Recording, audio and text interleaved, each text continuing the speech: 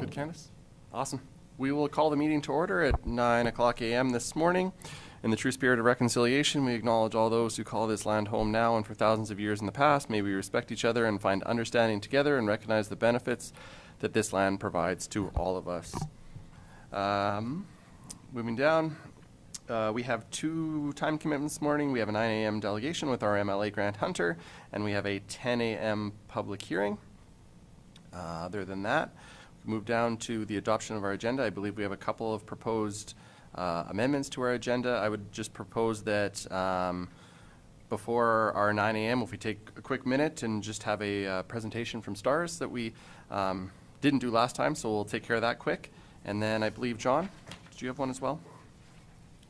Yes, Mr. Chair. I'm just wondering if we could squeeze in a quick update of the ASB conference we just arrived back from. So. Okay, if we could do that under I, we'll do that I2 after the county council updates. Any, sorry? Thank you. I was just wondering, under closed sessions, do we have a little discussion about a good neighbors matter? Okay, we'll put that in number 3. John? Thank you, Mr. Chair. I'd just like to move to adopt the agenda as amended. Thank you. Are there any other additions, deletions, any other proposed amendments to the agenda? John has proposed to move the agenda as amended. Call the question. Those in favor? Opposed? That's carried. I should also mention, Councillor Zeenstra is running a little bit late. He will be joining us. Slump, thank you. Councillor Slump is traveling and won't be with us today, and Councillor Vanderveen is on a Zoom. He'll probably join us later, 9:30 to 10, something like that, hopefully. Sorry, I should have said that right off the go. Moving down, adoption of the minutes. Before you, you have the County Council meeting minutes of December 19th, 2024. Are there any errors, omissions, anything to do with the minutes? Mark. Thank you, Mr. Chair. I move the adoption of the council meeting minutes of December 19th, 2024. Thank you very much. Mark has moved to adopt the County Council meeting minutes December 19th, 2024 as presented. Any discussion? I'll call the question. Those in favor? Opposed? That's carried. Okay, we move down then. Item D. Shelley, the floor is yours if you like.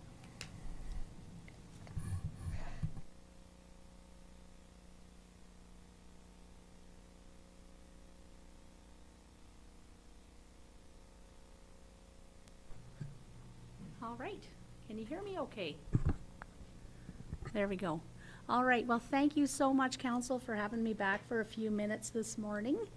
As you know, STARS is celebrating our 40th anniversary this year with our first mission to Lethbridge on December 1st, 1985.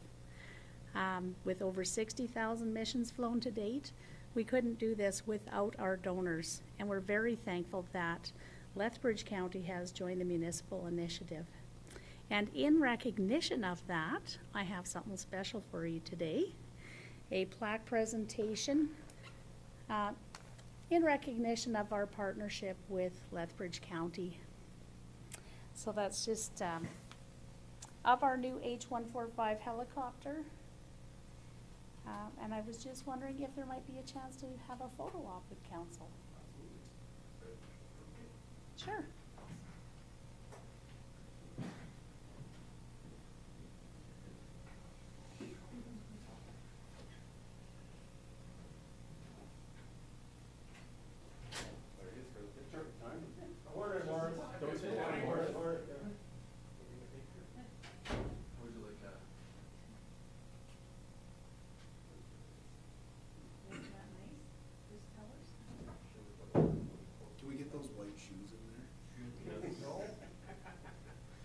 Morris, get in the photo.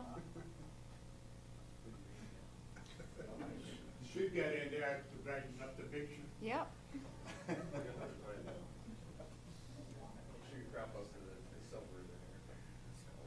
Ready? 1, 2, 3.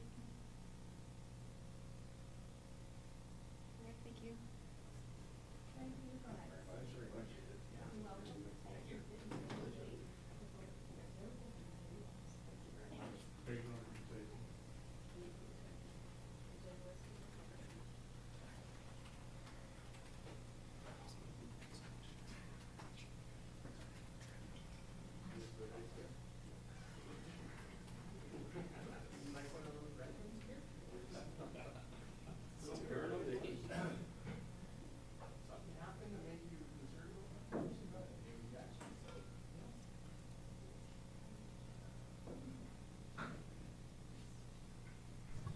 Thank you very much. We can move down then to our delegation, our 9 a.m. We have MLA Grant Hunter. Grant, the floor is yours. Good morning. Good morning. It's a pleasure to be here. I wanted to start out the year by meeting with the councils and first of all, wishing you a happy new year. I hope that this is a good year. We'll talk a little bit about some of the things that I'm seeing already emerge for this year. I'd like to recap a little bit about what happened last year and some of the wins we had. And then also, I wanted to address one of the questions that you had sent to me about the water engagement. So if we can proceed with that, that would be great. And then also questions. This is really about being able to make sure that I dialogue with our council and see what your priorities are and what you'd like to see me working on for you on your behalf. So first of all, I wanted to say that last year we were able to get the water line to McCain's started, and I'm not sure if it's finished yet, but it's certainly on its way. I haven't driven that way. I keep on taking 36 all the way down because I live in Warner now, so I don't get to drive that, but it's good to see that that's going. We had some fairly controversial pieces of legislation that were passed in the fall session, and I wanted to just kind of address those with you. My belief, and I believe that the Premier's belief is that all things moral should be addressed within families and churches and communities, and that generally speaking, government should stay right out of it. But our hand was kind of forced on a few issues, and so we passed 3 pieces of legislation that had that really were controversial with some, and other people were quite happy to see that. And then you know about them because they were in the news quite a bit.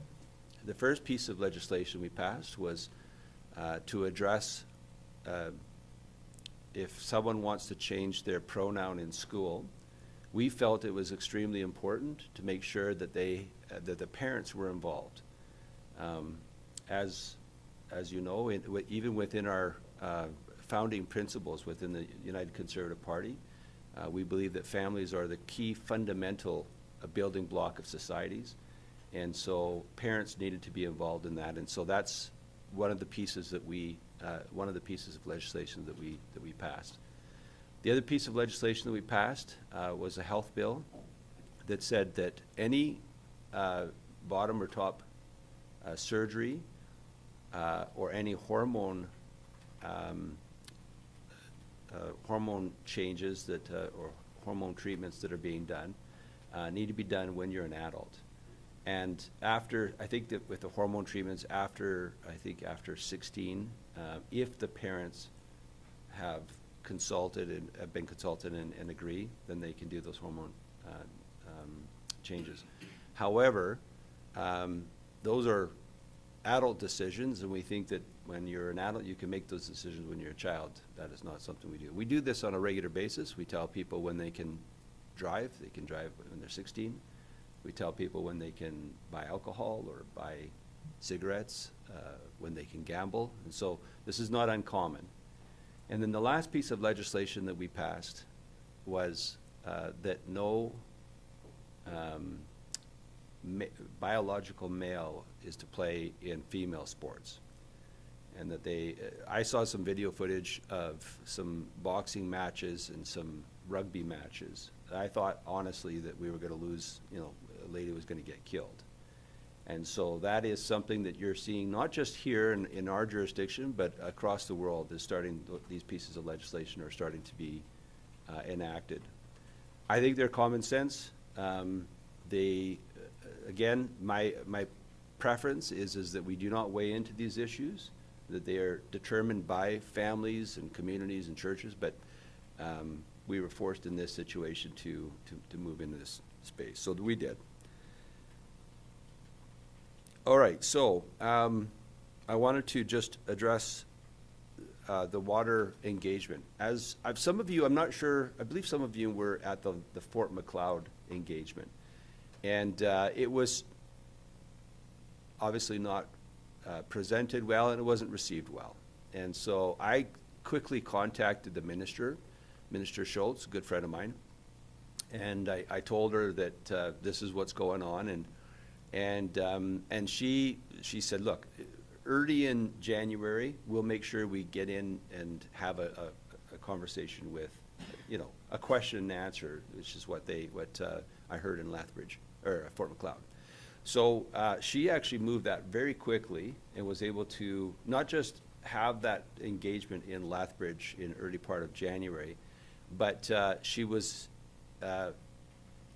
able to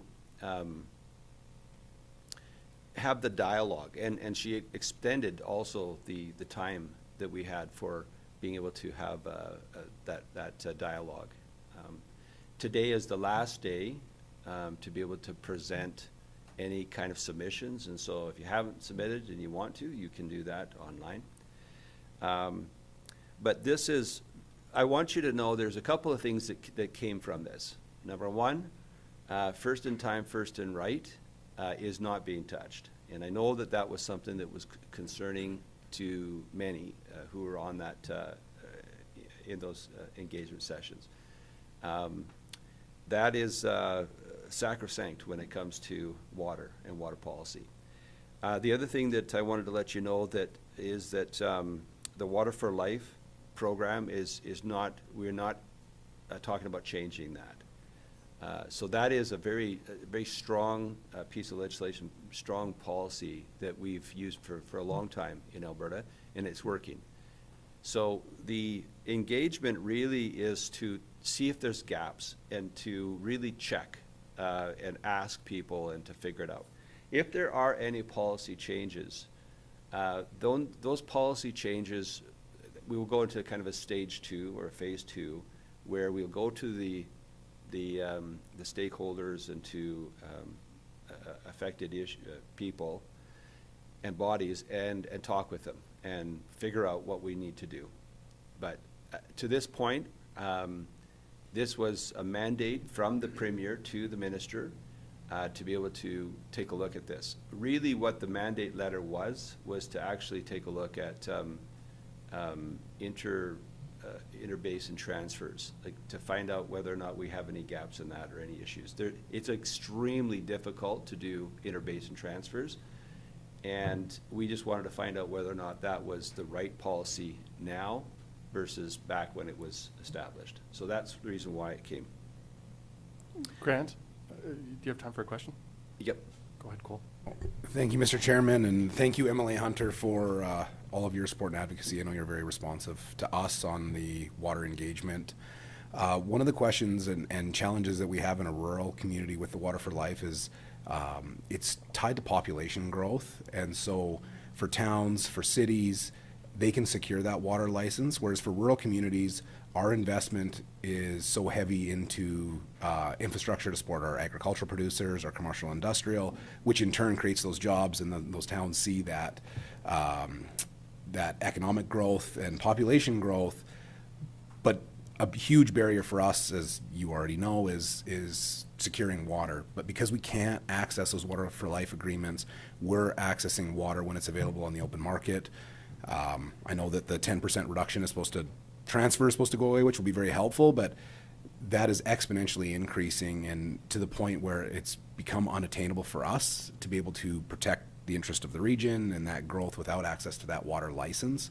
And so understanding that the Water for Life program is not being changed, are you aware of any conversations that would allow us to be able to secure more of that water for the long term so that we can make those investments and actually see that growth that in turn affects those communities that have the Water for Life in place?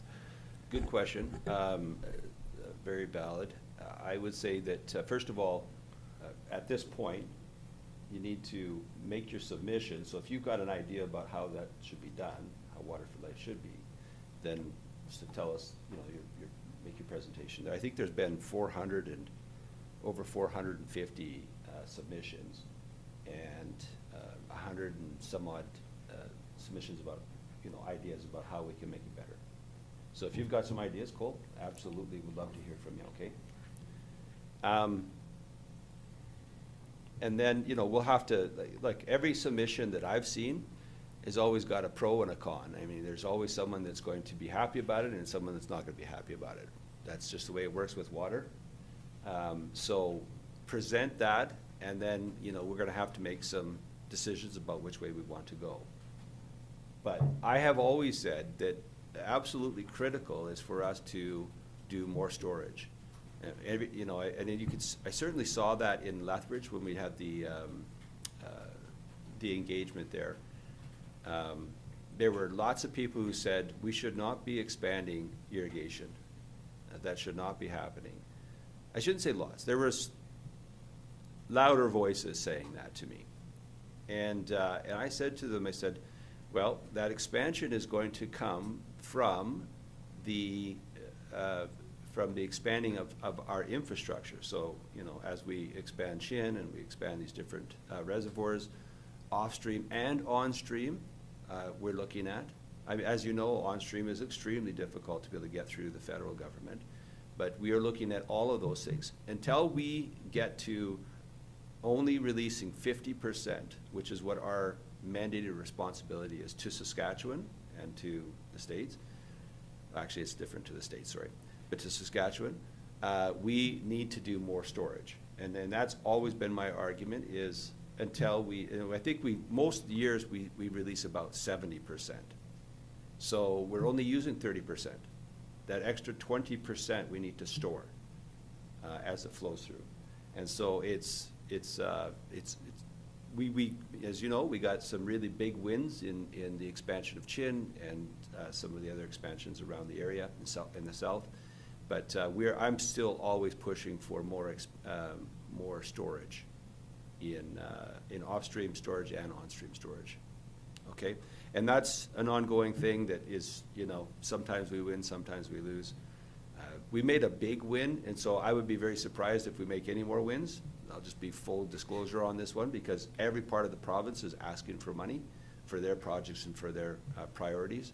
And so I don't know if we're gonna get that, but I certainly will keep on asking. If you don't ask, you don't get. Okay, so that's, any other questions about the water storage? We can talk about this at the end. I want to just kind of finish my presentation in that, what's happening in 2025? I don't have a crystal ball, but I will say that so far, the election down in the south, in the States, will have a massive effect on us. We have had a premier that I know that the media likes to kind of go back and forth on this one, that are beating her up for going down and kissing the ring. Absolutely not. That's not what she's doing. She is going down there to fight for Alberta and Canada's interests in the void of the federal government, where they should be down there talking with and dialoguing and debating and having and employing diplomacy. They are MIA, federal government. So this is something that the premier, recognizing what a 25% tariff on Alberta goods would look like and what it would do to our economy. She went down, and she's been down there for some time now. And she's been meeting with, she met with President-elect Trump prior to him being sworn in twice, which was amazing. And then she had also lots of meetings with other senators and very influential people in his cabinet, or will be in his cabinet. So I think that that was very needed. Now, whether or not it's going to change his mind, I don't know. But again, if you don't present, and what she's presenting to him is the facts, and sometimes he doesn't get the facts from the people who are talking to him, and so she has presented to him that in a nutshell, Canada feeds the United States with lots of raw materials, whether it's oil and gas or aluminum, or you can name lots. They then take that and refine it, make it into amazing products that they ship all over the world. And they make 10 times what they paid for it. Now, he talks about wanting to have the economy go strong down in the States, and she says, look, you want it strong? We have the ability in Canada to continue to make it strong. We are the feeder stock for your industrial strength. And she has done, I think, a very good job of doing that. Supposedly, from what I understand, Trump was going to initiate the 25% tariffs day one. And she has been able to have him at least take a look at it and do a study, a study. He has said that February 1st it could come in. I think that is, I think that's a negotiating strategy. I think that, from what I understand, that study would not be finished until April. So there's a few things he's saying one thing, but in reality, he's already said, take a look at this and study it, and we'll get back to him in April. So we'll see what happens there. But I appreciate the Premier. I think that she is a rock star, and she's doing a fantastic job. And then with this year, we also are continuing with our engagement, our water and wastewater engagement for this whole corridor between Lethbridge and Medicine Hat. That work will continue, and I hope to be able to have the report this year. I can't tell you when it's going to be because we're still doing the engagements, but I think that's moving along quite well. And as you know, the Chin Reservoir, we're still working on trying to be able to work through some of those issues with the Chin Reservoir. I know that they have finished up some of the environmental impact assessment. They're moving along with that. I think it's taking too long, to tell you the truth. This is as the old red tape reduction minister, I think that is taking far too long. But I'm trying to nudge them to try to get that going as fast as possible. But anyways, with that, I will take questions. Awesome. Thank you very much, Grant. I'd open up to council. You have any questions this morning for Grant? Go ahead, Lauren. Thank you, Mr. Chair. Good morning. Thanks for coming this morning. My question is about the coal. There seems to be a great deal of controversy on both sides of the fence there. And I guess it's very hard to understand why the minister jumped in and sent a letter before the hearing was finished. But my biggest concern is, it seems like most of the places in the world are choosing not to burn coal anymore. So I'm kind of wondering why we're in such a rush to fulfill this contract to allow them to mine coal. And what is the effect going to be on the water supply, which is very limited in this part of the world? Well, I'm glad you asked that question, Lauren. This is not the coal that you would burn in for creating electricity. This is the coal that you use to make steel and metals. Without metallurgical coal, we can't do that. So for people to say, just keep it in the ground, but you want to build, these same people are saying that you want to build, high rises to build, the compact, a lot of people are not in single homes, but in, what do they call it? Multi-family homes or whatever. You need steel for all that stuff. You need to have metals for that. And so we need bridges. There's lots of stuff we use steel for. If we don't have that, that's, first of all, when you restrict supply, you're going to drive up the price. And we have seen that happen.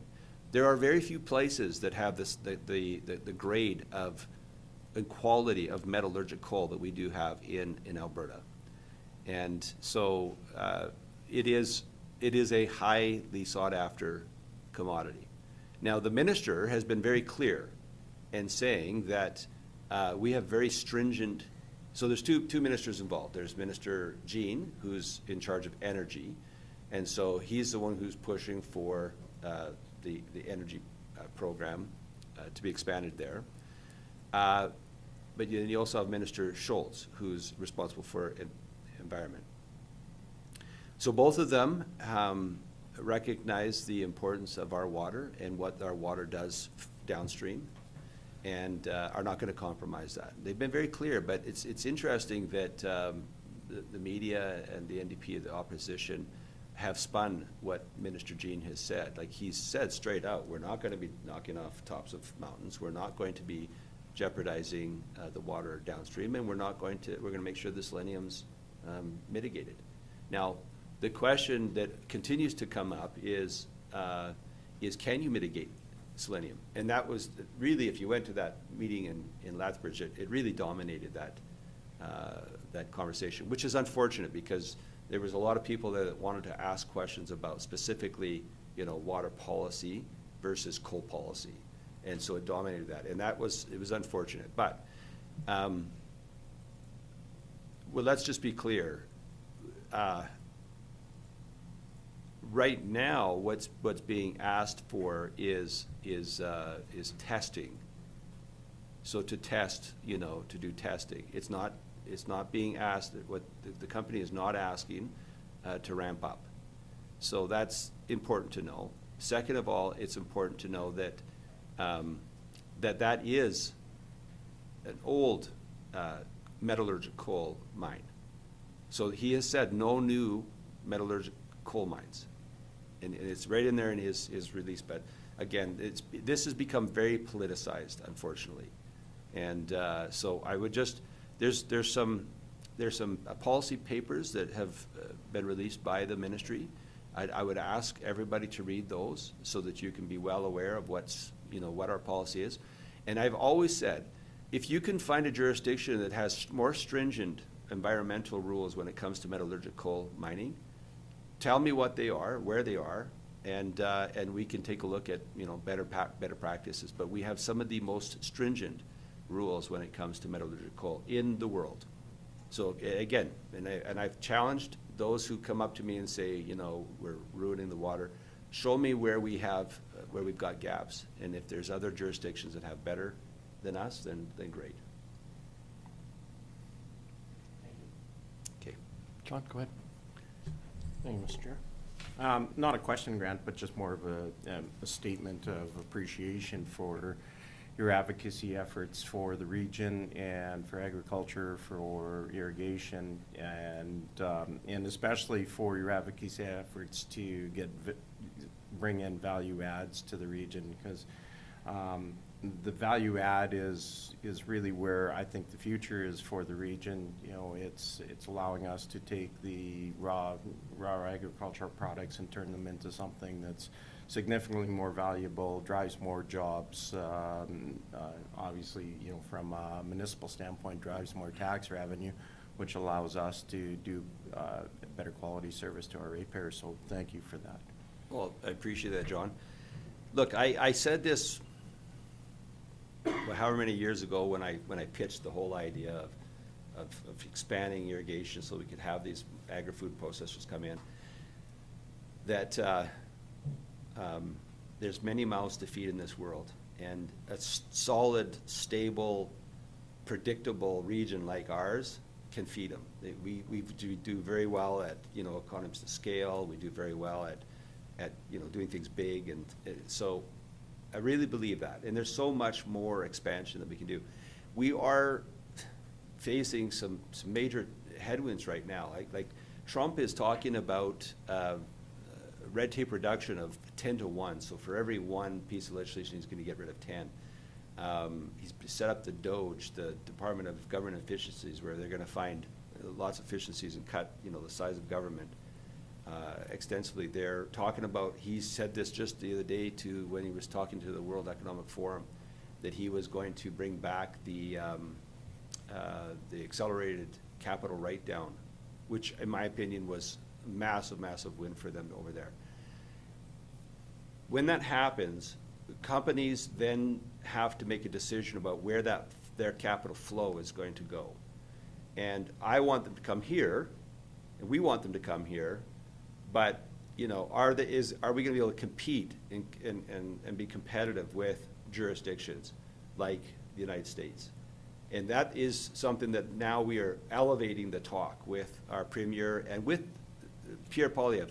I have to say, the Liberals are in complete disarray, and to have conversations with them about how we can be more competitive in Canada is very difficult. They are still, actually, one nice thing is they're actually starting to move away from the carbon tax. which is fantastic because that put us at a terrible competitive disadvantage to the United States.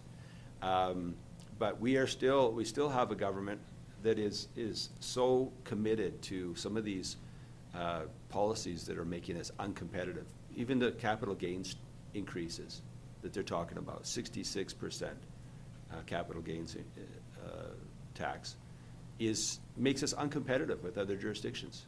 So I'm hopeful that we have an election, a federal election, in the spring after they get through their Liberal leadership, and that we can get a Pierre Poilievre group in there that I think will bring in a lot more common sense on the federal side. Because right now, we could do only so much provincially, and then, you know, most of the people I talk to, the companies that I'm trying to convince to come here, they're like, we like what you're doing there, Grant, but we're not happy with what you guys have as a federal government.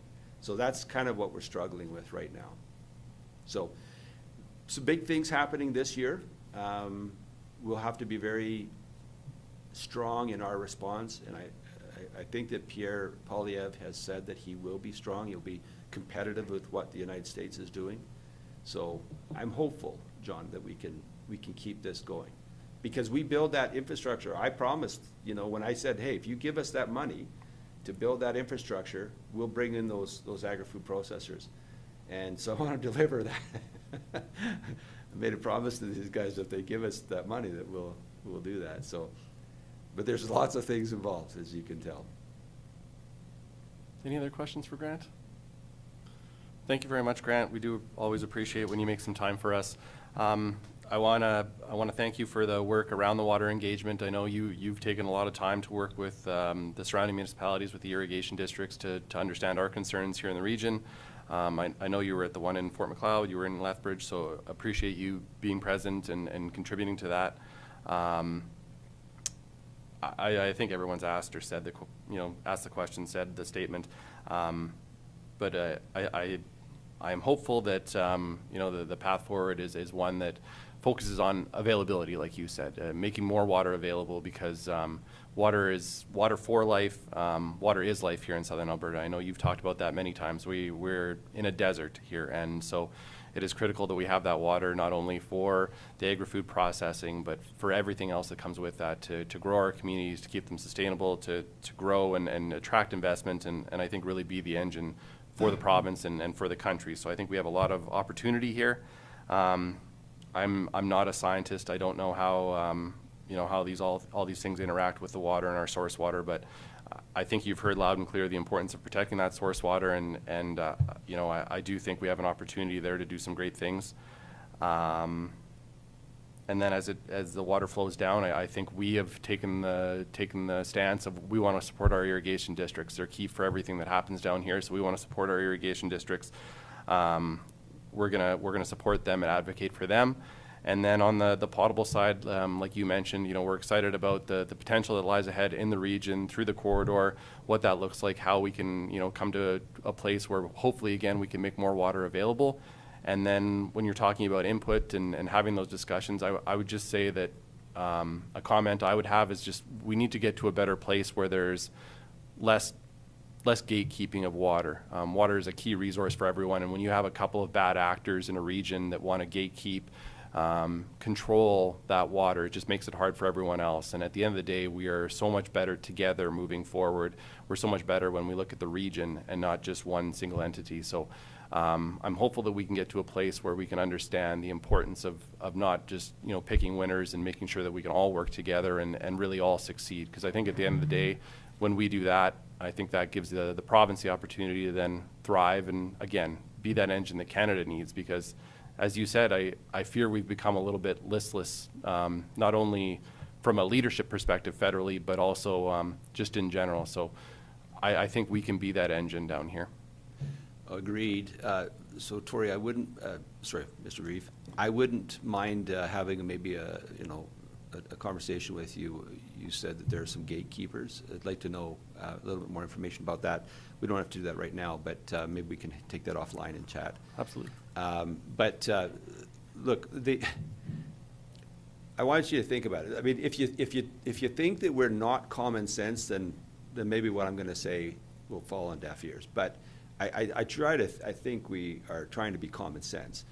Why would we jeopardize creating a coal policy that's going to jeopardize tens of billions of dollars of investment that we've already invested in, and the industries that rely on that good water, and the respect that our produce gets? I mean, I think I told you guys the story, but when I was talking to one company out of Europe, I didn't even know they knew anything about Alberta.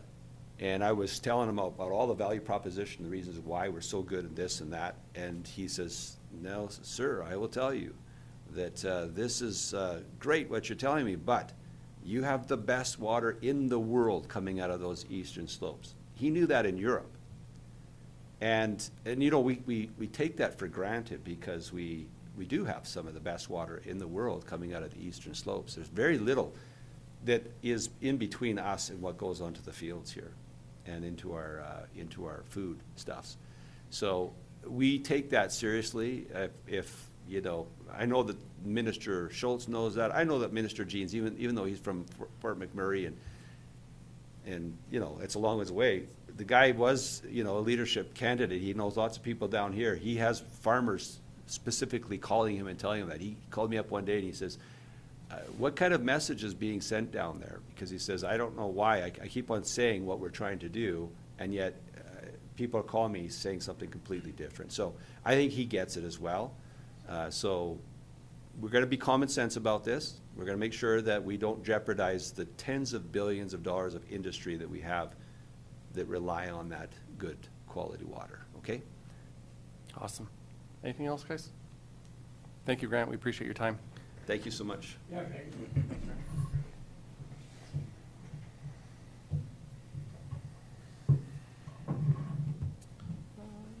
Got about 20 minutes before 10 o'clock. Why don't we get started on our subdivision applications? We move in our agendas to E1, subdivision application 2024-0-139, Frache. Good morning, Hillary. Good morning, Steve. Good morning, Mr. Chairman. Good morning, Council. The two subdivision applications that are up for County Council's consideration, acting as a subdivision authority, were ones that we had to postpone due to the mail strike. So they may look a little familiar to you because they were on an agenda for December. The first application is subdivision 2024, sorry, I can get my number here. 2024-0-139 for Blair Frache. This is to subdivide off the two southern country residential parcels that were approved under the area structure plan that was approved in 2024 by County Council. As you can see on the ortho photo I have on the screen, I've included the zoning layer that shows that country residential area that fronts onto Highway 512. This particular application is adjacent to what we call the Pater subdivision. It is off of 512 and just to the west of Broxburn Road, or Range Road 21-0. With that, I'll pass it off to Steve for the planning comments and the recommendation.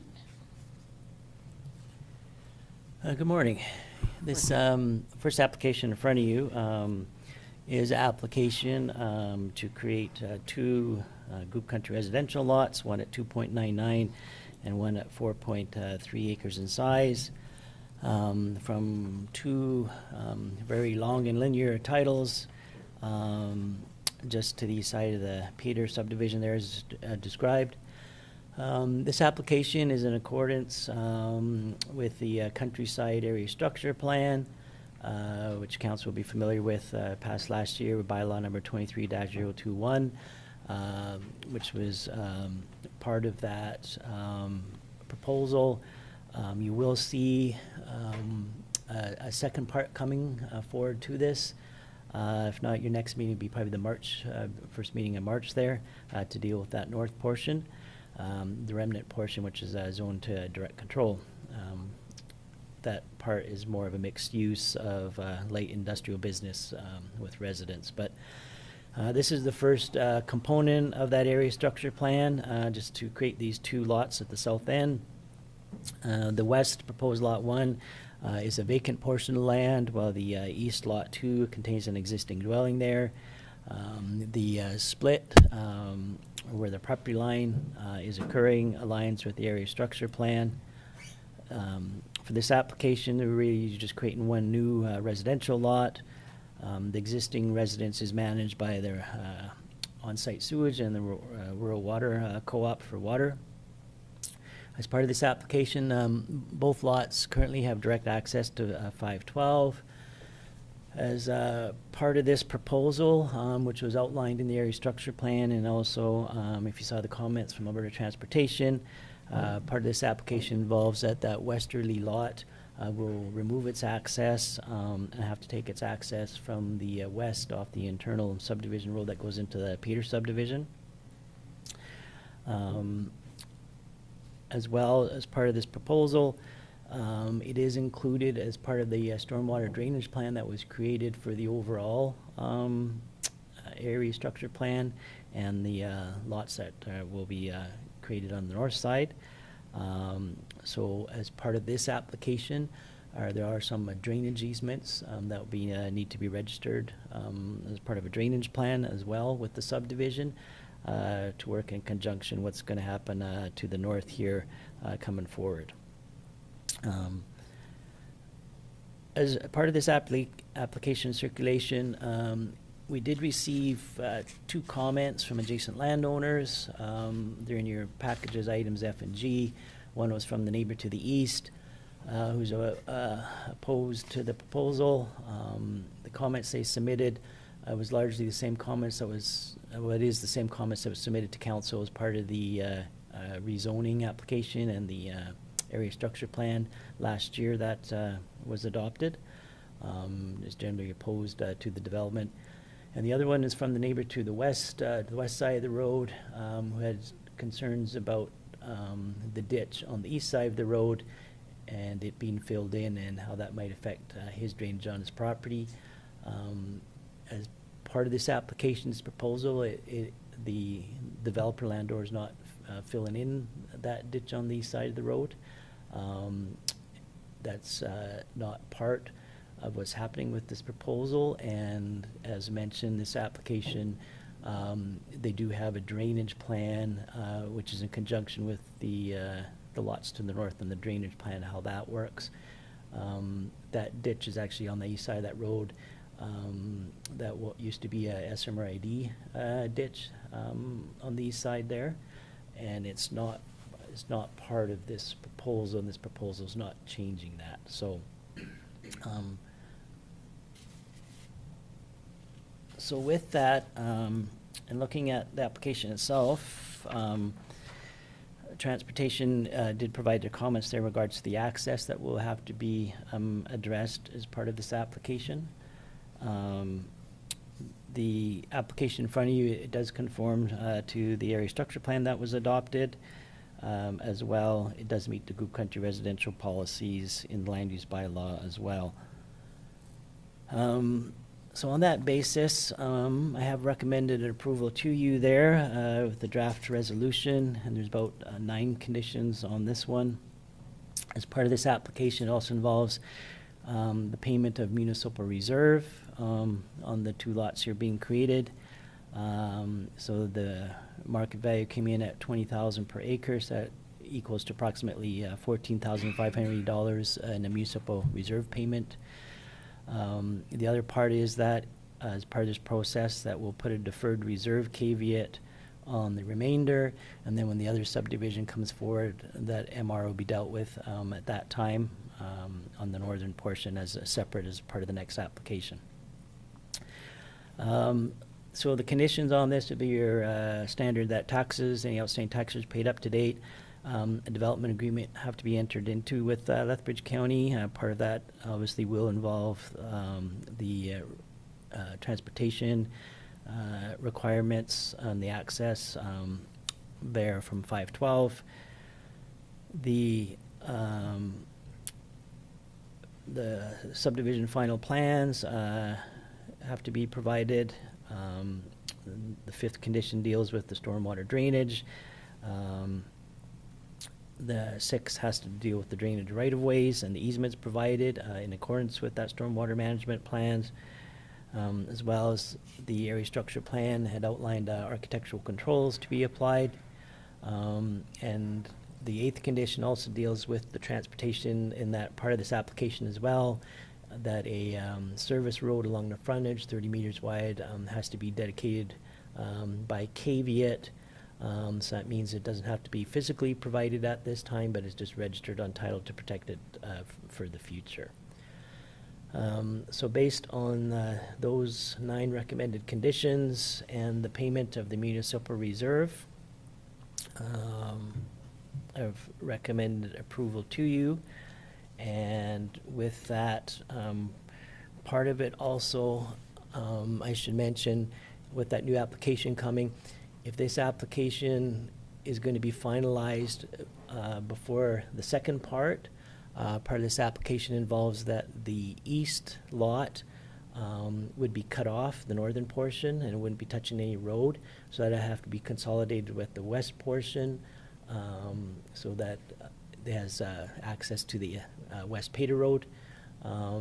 If after they come to you for the second part, which I said should be that probably the first meeting in March, if the way they align, they do with both register at the same time, then we may not need to do that. But if they want to finish and complete this one first before the second one, we'll need that consolidation, which is also a condition on here, number 4, in order to deal with that parcel not being isolated physically. They have no legal access. So.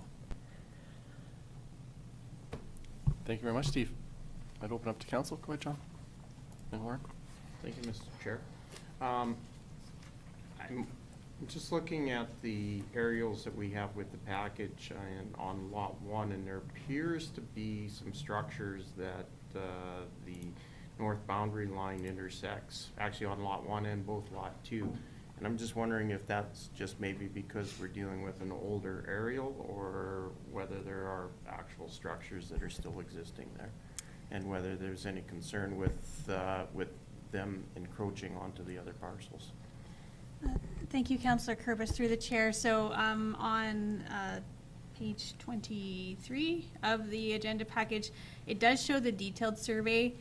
It does show that some of those structures are very close to the property line, but it does not appear, at least existing at the time of survey, that they were anything encroaching. So they may have moved things from when the ortho photo was taken, because the ortho photo in this one is a bit older. So, yeah. Warren. Thank you, Mr. Chair. So 2 questions. Did you say you have to take off both approaches onto 512 and make one easement going into service both lots 1 and 2?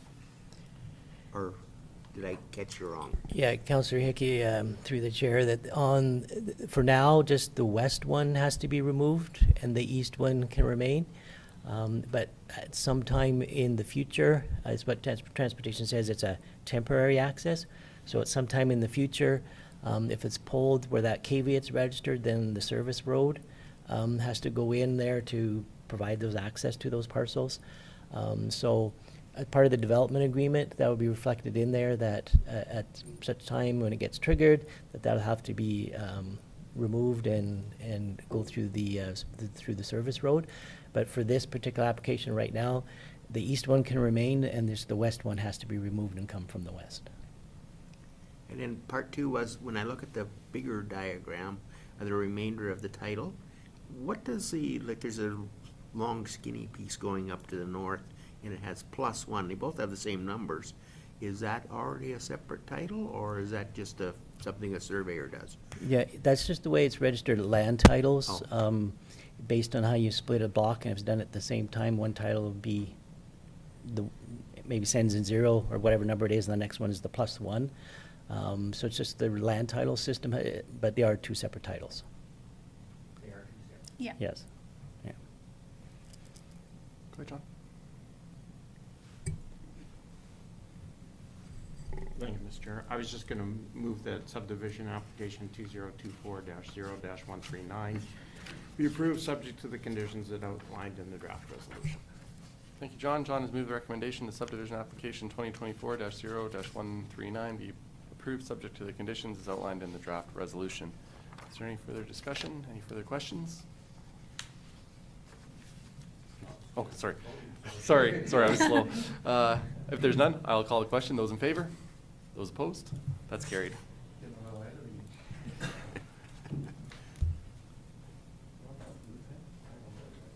Do you want third reading? We just need that, right? For this one? Second, didn't we do second? That was just this is just Subdivision to subdivision, no. right? Oh, sorry. Yeah. Sorry, no. Yep. Hillary, I think maybe we'll just take a break then, Sure. maybe if that's all right. Oh, that's fine. Yeah. Yep. Why don't we, so we do have a 10 o'clock public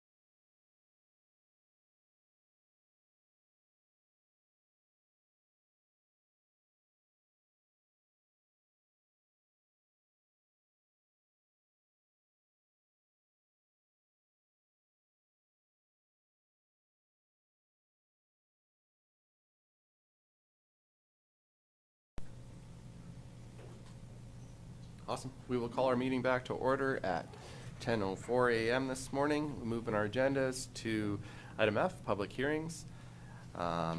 With that, I will recess our public meeting. We are here today to hold the public hearing for Bylaw 24-021, redesignate a portion of the southeast 6/8/20 west of the 4 from rural agriculture to group country residential. I would ask for a motion to open the public hearing for Bylaw 24-021. Lauren. Thank you, Mr. Chair. I would like to make a motion to open public hearing for bylaw 24-021. Thank you, Lauren. Any discussion? I'll call the question. Those in favor? Opposed? That's carried. The public hearing is being held pursuant to the Municipal Government Act as amended. The public hearing is being live streamed via the county's YouTube page. The public hearing for Bylaw 24-021 is now officially open. I'll now ask the Manager of Planning and Development to review the nature of the hearing and provide an overview of what is being proposed. Hillary. Thank you, Mr. Chairman. Thank you, Council. This, as mentioned, is public hearing for Bylaw 24-021 to redesignate a 6.67 acre portion. Oof, nobody wants to hear that. Deja vu. So we're here to redesignate a 6.67 acre portion of southeast 6/8/20 west of the 4th from rural agriculture to group country residential. It is, the intent of the rezoning is to allow for that subdivision of the existing yard out of the 44.5 acre parcel. This application was circulated to our county departments and agencies for review. No concerns were expressed by any agencies or internally with regards to the proposed redesignation or the future subdivision of the parcel. The Planning and Development Department reviewed the application and has the following comments for County Council's consideration. The applicant was required to submit a rezoning application and a conceptual design scheme to support the future subdivision of the parcel as he proposed, as per Section 4 of the county's municipal development plan. The best option for rezoning was determined to be group country residential, as it is the most appropriately reflects what the proposed use of the subdivided parcel would be for. Lethbridge County doesn't have any other zones that would allow for the subdivision of a parcel that's already been subdivided previously. The conceptual design scheme was required to provide the details on the proposed subdivision of the existing yard out of the parcel and the servicing of the site and provision of municipal reserve. Section 8 of the county's municipal development plan and the group country residential strategy provide the policies and guidelines that would apply to the rezoning to the group country residential district. Typically, lands less than 20 acres are allowed, but this parcel, as noted, is over 20 acres. It is just over 44 acres in size. But there are some provisions that allow for, if a parcel is of more marginal quality or a cutoff parcel that is less than 70 acres, to go through the subdivision and development process. The parcel is cut off from the, as you can see on the image on the screen, this parcel is cut off from the SMRID irrigation drainage ditch to the south and has been fragmented by previous subdivisions that were approved not by County Council but by the Alberta Planning Board back in the 1980s. The scale of the future subdivision would be considered small scale and would have minimal impact on the agricultural operations and existing country residential acreages in the area, and would conform with, or it would be compatible with those acreages that are adjacent to and across the road and planned across the road from the proposed development. There are no infrastructure requirements for the future subdivision, so no ponds or improvements to the county's road network, and it is not located where there would be any land use conflicts, so there's no confined feeding operation, floodplains, industrial areas like that in the area. This public hearing was advertised in the Sunny South News for the January 7th and 14th editions, and also the adjacent landowners and affected landowners were given a direct mail out. So with that, I have provided recommendation to County Council that they can consider second and third reading of Bylaw 24-021. And with that, I'll turn it back to you, Mr. Chairman. Thank you, Hillary. This is council's opportunity to receive input from the public. Those making presentations are asked to state their name and review their points. We ask that you refrain from asking questions to council. The intention of the public hearing is not to debate or defend the contents of the bylaw or the position which individual councilors may have on the bylaw. Questions asked of a councilor by a presenter may be ruled out of order. Presentations to council will start with the applicant who has made the submission, followed by any other persons wishing to comment on the proposal. Please keep your comments to the point. After each speaker, members of council will be permitted to ask questions of the presenter to clarify any details. No debating or questions from the floor will be allowed. Each speaker will be allotted up to 5 minutes. Additional time may be granted at the discretion of council. At this time, I would then open up the floor if the applicant who has made the submission chooses to speak. Mr. Bob McCutcheon is on our Teams meeting right now, so Bob, if you have some comments, please go right ahead. You're gonna have to unmute yourself, Bob.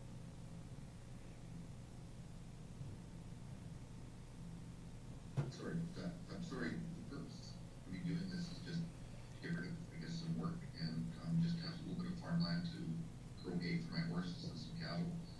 And I'm planning on having residents at a different place in the county. And that's, yeah, no future subdivision for country residential at this time.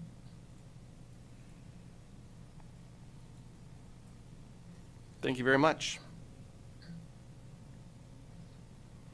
I would open the floor if there's anyone else wishing to speak to the proposed bylaw. Is there anyone else wishing to speak to the proposed bylaw? And a third time, I would ask if there's anyone wishing to speak to the proposed bylaw. If there's nothing further, I would ask for a motion to close the public hearing. Mark? Thank you, Mr. Chair. I move that we close the public hearing. Mark has moved to close the public hearing for bylaw 24-021 at 10:11 a.m. this morning. Any discussion? I'll call the question. Those in favor? Opposed? That's carried. Then resume our public meeting. I would open it up. Is there any further comments you would have, Hillary? No, I have nothing else to add with regards to this unless there's any questions from council. Awesome. Go ahead, John. Thank you, Mr. Chair. When looking at this parcel, given that it's, the intent is to subdivide out 6.67 acres, is there any future ramifications about, future homeowners or property owners being able to then further subdivide that out into 3 2-acre parcels? Because it would be all zoned group country residential. Thank you, Councillor Kurbis, through the chair. So if somebody were to want to come forward, say that parcel sold and somebody wanted to subdivide it, they would have to provide more planning documentation, because as you get smaller parcels, we would probably have some stormwater management requirements, and also looking at servicing and access, potable water, septic systems, those types of things. So we would, at that time, probably require an area structure plan be submitted. So there would be another step that somebody would have to take. But yes, that is something that, obviously, when we start fragmenting parcels, the ability to fragment them more becomes just a reality in the county. Just to follow up on that, so it wouldn't be just an automatic, oh, I have this 6-acre parcel and, yeah. No, So they would have to come back to council for further approval. Yeah. it would be a little bit more robust Yes, of a process. absolutely. Okay, thank you. With that information, I'd like to move that bylaw 24-021 be read a second time. Thank you, John. John has moved that bylaw 24-021 be read for a second time. Is there any further discussion or questions? Go ahead, Lauren. Thank you, Mr. Chair. So just a question on the SMRD water. Does that mean when it becomes group country residential, they lose their water rights except for the privilege of getting water for domestic purposes? Thank you, Councillor Hickey, through the chair. That would, for the acreage for the 6.67 acres, yes, they would not have any water rights for that. They get transferred to the agricultural land. So the balance of the acreage, the 44? Yes, that's correct. Okay, and the other question I had was that lot that's in the, let's see, block 1, lot 1, is that, there's not very many good drawings on this map. Is it clearly separated from that? Like it it looks like it comes back in behind there. Is that correct or not? Are you speaking to Councillor Hickey, the Yes, parcel that to the one. south? This Yeah. one here? So the way the applicant has drawn their plans with their surveyors, yes, they're kind of encompassing the acreage would follow the fence line, which kind of goes up and around.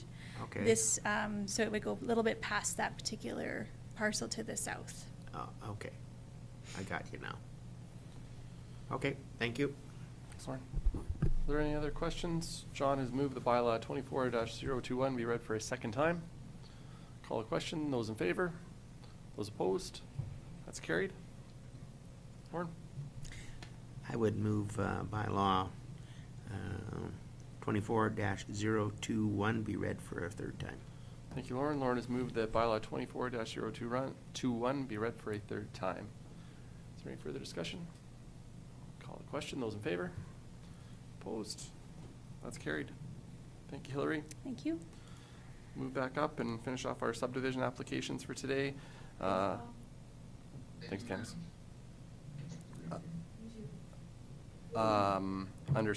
Under E, subdivision applications, number 2, subdivision application 2024-0-144, Lafarge, Canada.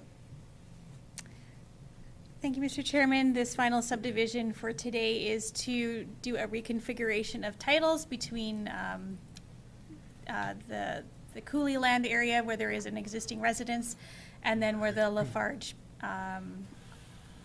pit area is, and where there's some agricultural land. They want to do an exchange of lands there, so no new titles are going to be created with regards to this particular subdivision. It is located about 1 mile north of the city of Lethbridge. As you can see, it is to the east of the Oldman River. The owners wish to do a land to reconfigure the titles, as there are some encroachments from that more residentially coulee-based title that have encroached onto the other lands.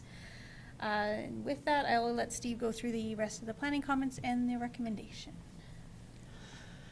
Mr. Chair, this last application this morning is to realign the boundaries of 2 adjacent titles by involving subdividing 11.27 acres from a 70-acre title and adding it on to the adjacent 49.82 acre title, which will result in the 2 reconfigured parcels being 58.73 and 61.09 acres in size.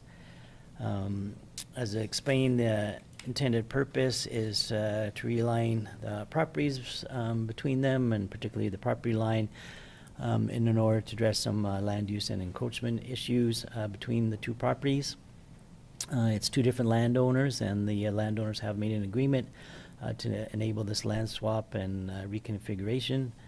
The owner of the smaller 49.82 acre property has a shop building and some various outdoor storage items that encroach over the property line into the neighboring property. The larger 70-acre parcel is undeveloped agricultural and pasture land. And some of it's a former gravel pit area from Lafarge, and there's also some coulee land as part of this area. Well, that smaller tile is, I guess, primarily a little bit of coulee land, and as mentioned, there's a residence kind of in the southwest corner of that area. So with the proposed property realignment and the new boundary, the yard itself be unaffected by the realignment. There will be no encroachments on that portion, and the realignment will solve the encroachments kind of in the northeast part there that creep into the neighbor's property. In looking at this proposal, the current access situation will not change and will remain the same. Access is available from a registered road plan that ends at the southerly limits of the smaller 49.82 acre title. The larger parcel of Lafarge also has access from this road as well. And it also has multiple titles down there at the river bottom that they have crossing, or they cross amongst themselves there and have easements as well, that sort of thing in place. As part of this application, it is in an area, obviously being in the river valley and coulee land, it is flagged for historic resources. As part of the referral, Alberta Culture did reply that they will not require anything or any Historic Resources Act approval with this application. so we can proceed to do an approval without that condition on there. As well, this land area is in the IDP boundary with the city of Lethbridge. The city of Lethbridge also responded to the referral, and they had no concerns or objections to the proposal as presented. So with that, this does align with the subdivision criteria policies and the bylaw for reconfiguration of two adjacent property lines or realignment of the boundary with no additional titles created. The two titles will remain, and just the obviously the boundary and the sizes between them will be what is changed. In approving the application, it'll help rectify the encroachment issue that exists between the two properties that the neighbors have agreed to resolve. So with that, I have recommended approval to you on the application as presented. And the conditions on this one would just be that the taxes are paid up to date, development agreement entered into if required by the county, and the third being the important condition that the consolidation of the land and the reconfiguration be done by a surveyed plan by Alberta Land Surveyor to create the titles as the approvals in front of you, so that there's no standalone separate title for that land area being swapped. So with that and those three conditions, the recommendation is to approve. Thank you very much, Steve. I'd open up to council for any questions, comments you may have. Mark? Thank you, Mr. Chair. Seems pretty straightforward here. I think that both landowners have agreed on this, so I would move that subdivision application number 2024-0-144 be approved, subject to the conditions as outlined in the draft resolution. Thank you, Mark. Mark has moved the recommendation that subdivision application 2024-0-144 be approved, subject to the conditions as outlined in the draft resolution. Is there any further discussion? Go ahead, John. Sorry, just one small question. There's a road that's visible that runs along the west side of the proposed property line. I take it that is, that's a private road? Yes, on the acreage or where the residence is, yeah, there's a private road that they. Yeah, that goes up Yep, north and that's through, right. and it's sort of the line, the proposed new line sort of intersects and in and out of that, so. Yeah, it's private, so it's not a concern for the county. Super, thank you. Thanks, John. Any further discussion? I will call the question. Those in favor? Those opposed? That's carried. Thank you, Hillary. Thank you, Steve. Thank you.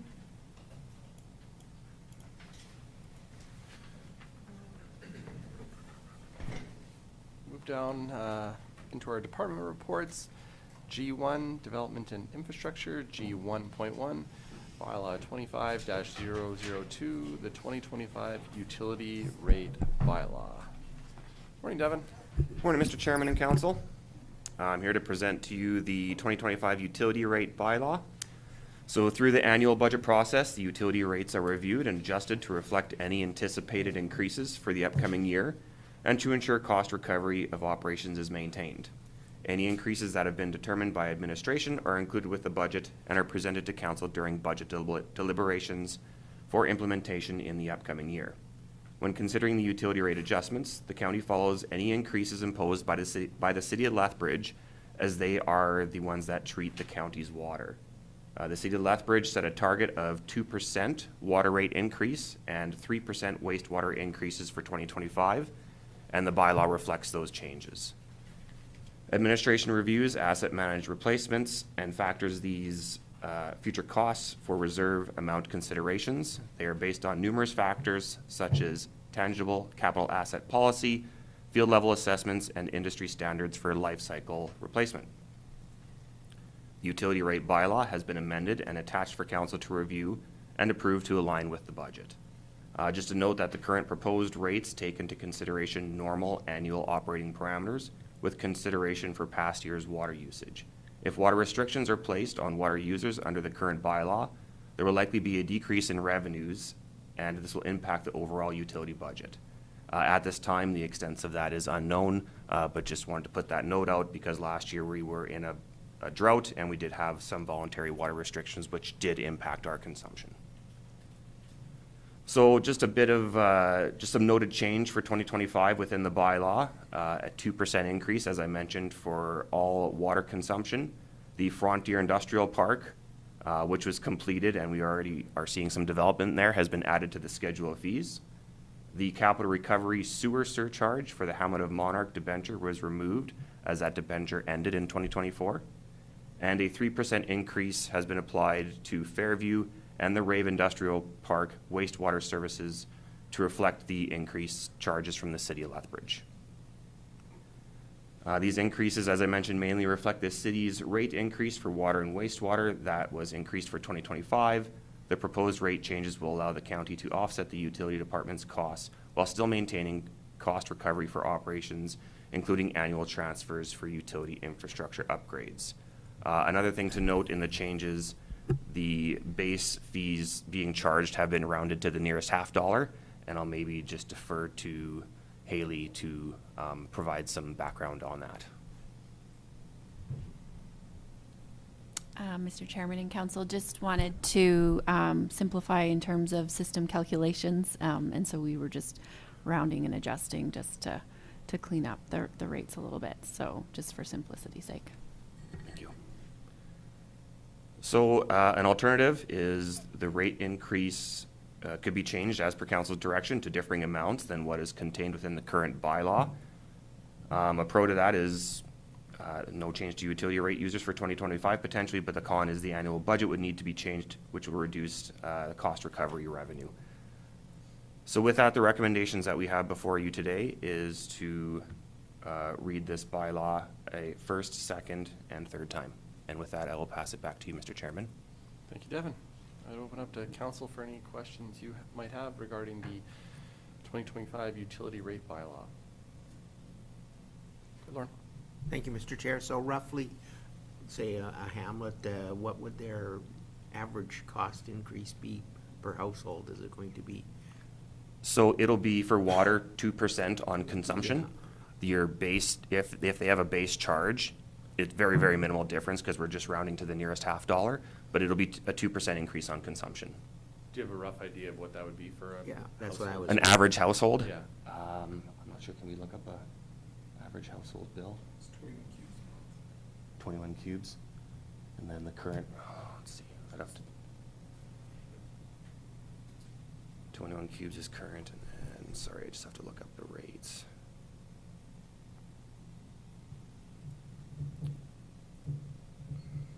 So residential service is $1.76. You have a better head calculator than I do, Cole. Sorry, I don't have those numbers readily available, but yeah, residential is $1.76 per cube, so 2% on top of that.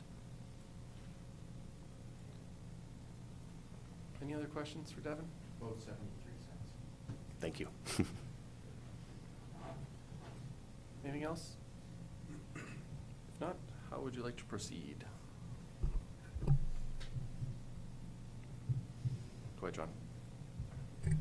I gotta get to the right screen now, sorry. I'd like to move that bylaw 25-002, the 2025 utility rate bylaw be read a first time.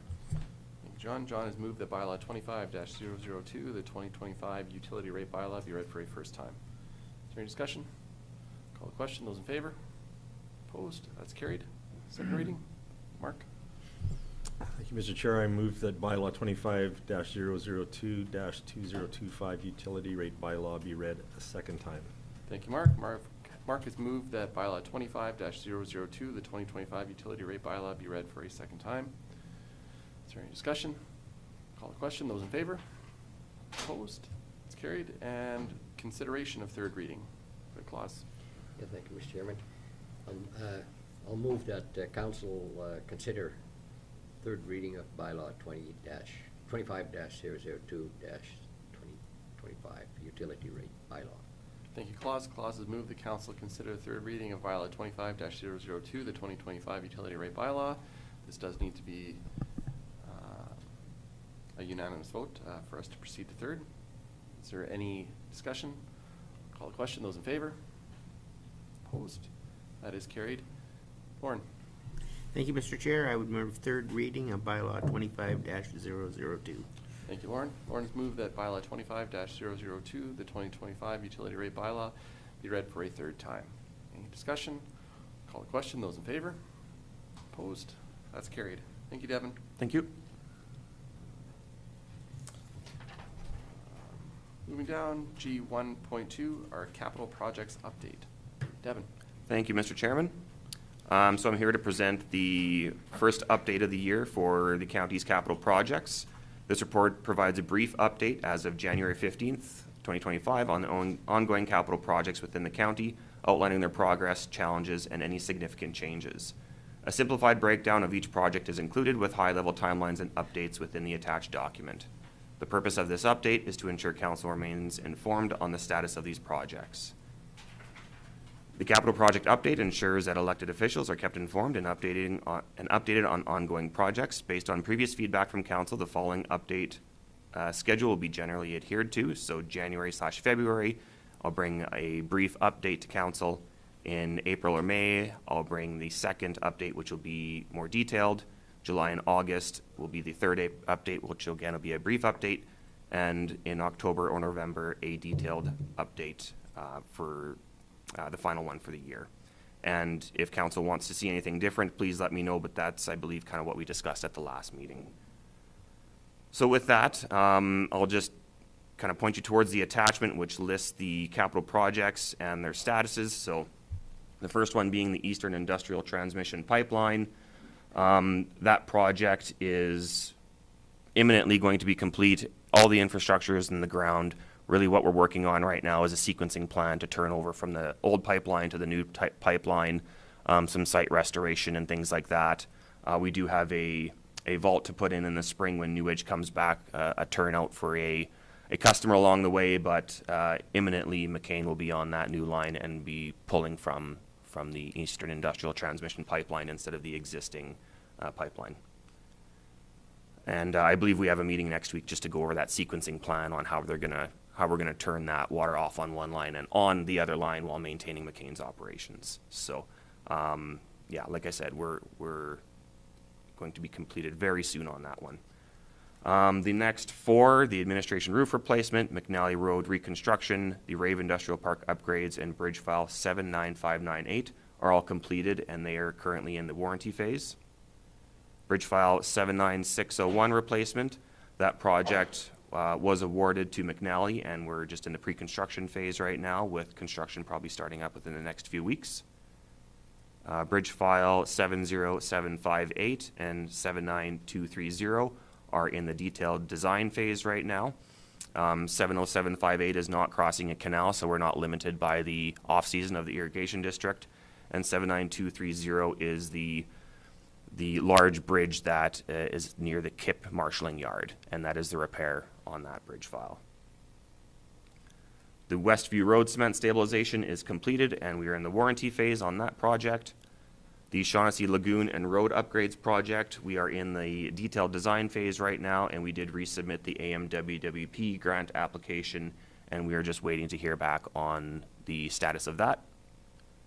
The Broxburn wastewater treatment system, so the treatment system has been selected, and we're just working with the engineer right now on the site design so we can start construction hopefully in the spring or summer on that project. The Mountain Meadow slope failure, I just actually had a meeting earlier this week with the consultant, and we are looking to tender that within the next couple weeks and get that project going as well. We did in the wintertime do some interim measures on that project, putting some Lego blocks to stabilize the slope, and it's working very well right now. The consultant is quite happy with how that bank has been stabilized just with our efforts in putting those Lego blocks up. The bulk water fill access control and monitoring project, that's basically replacing our CompuTrol system at all our truck fill stations. So we do have that new system installed at the Monarch station, and we're just going through the testing phase right now. And once we get all the bugs worked out in Monarch, we'll then install it in the rest of the stations. We are going to, if all things go well, run those systems in parallel so we can get them all installed, test everyone, make sure they're working good, and then we're actually have a meeting this afternoon to go over the communications plan, but ideally we would have both of those systems running in parallel for 1 or 2 months. So if you come up with your CompuTrol key fob, it's gonna work. You come with your new key fob for Connex, it's gonna work, and it gives people, you know, a month or two to come into the office, turn in their old fob, get their new one, instead of everybody rushing in at once. So, like I said, we are working on the communications department is working on the communications plan, and we'll be meeting this afternoon to discuss that further. On the next slide, these are the 2025 projects. So the group country residential microservicing. We're currently in the service procurement phase right now, similar with the sanitary sewer pipeline lining we're going to do in Shaughnessy. Malloy Phase 2B is listed on the next slide. Apologies, it wasn't supposed to be on this one, so I'll get to that one on the next slide. Range Road 22-5, which is the CPKC road rehabilitation. We're also in the service procurement phase on that project. Bridge file 79834. We're currently working with LNID on a solution to permanently remove that bridge. That's on the KIP road currently. And I mentioned during budget that it seems like we're going to be able to work with LNID and come up with a solution where we completely eliminate that bridge file altogether.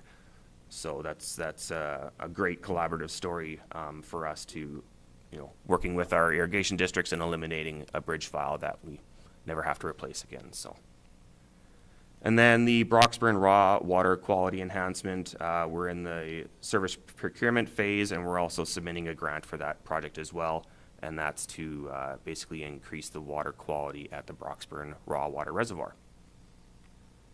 And finally, on the third slide, the horsefly spillway projects. These are our regional projects that we're working with our regional partners on.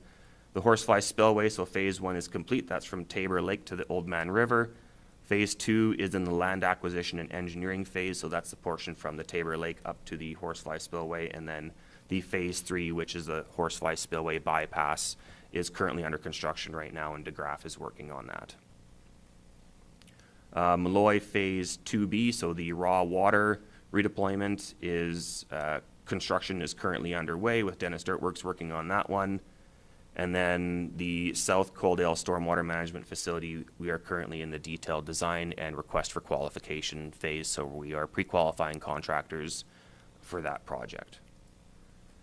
The regional water and wastewater concept development studies, MP has been working on that in the background. They are currently in the data acquisition and engineering phase, and I just got an email the other day regarding setting up a meeting with the partners to review their findings and have further discussion on that project. And finally, the accessibility to water through enhanced irrigation network study. The ACP grant has been submitted to the province, and we're just waiting to hear back on that one. And with that, I will turn it back to you, Mr. Chairman.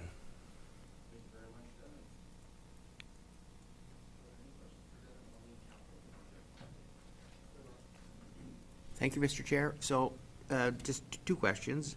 On the water key fobs, are they still billed the same way, or are they gonna be loaded that you have $20 to spend or $100 to spend, or how do the new ones work? So there's a few different options with this new system. You can actually download an app on your phone and load it onto your fob on your phone. If you don't want to do that, you can come into the office and load money on your fob that way through the front desk. And the system also has a credit card option. So if you want to go up to a truck fill and tap your credit card, it has that functionality as well. So there's more flexibility and functionality with this new system on how to actually purchase water than the old one. Thank you. And then my second question was on the Malloy Drain, Phase 2. So that new pipeline you're putting on the south side of Coaldale, is that irrigation or is that for the Malloy Drain? So there is a pipeline installation as part of the redeployment of the reservoirs. It'll go from the existing Cottonwood Pond straight east to the reservoir. So that may be what you're seeing out there. Yeah. Okay. Yeah. Any other questions for Devin? Awesome. Thank you very much for the update, Devin. Thank you, Council. We move down to corporate services. We have several items. We start G 2.1, the Southern 4-H Region Speaker Lunch Sponsor as part of the Farming Smarter Conference. Morning, Haley. Good morning. Mr. Chairman and members of council. So the county has received a request on behalf of Southern 4-H Region to sponsor a 4-H speaker lunch at the Farming Smarter Conference, which is held February 12th and 13th. So that it is the recommendation that that the county council sponsors the 4-H speaker lunch in the amount of $500 per policy 161. Thank you very much. Open up to council. Mark? Thanks, you, Mr. Chair. Over the years, I've seen the value of this when the Farming Smarter first started, and talked to several people that have attended, and they're just totally impressed by the quality of speakers that the 4-H kids are. Also, to note that a lot of the majority of the kids that apply for our scholarship and bursary program are 4-H kids too. So 4-H is a great program and is really strong in the South. So I would support this and move that the county council sponsor the 4-H speaker lunch at the Farming Smarter Conference in the amount of $500 as per policy number 161. Thank you, Mark. Mark has moved the recommendation that county council sponsor the 4-H speaker lunch at the Farming Smarter Conference in the amount of $500 as per policy 161.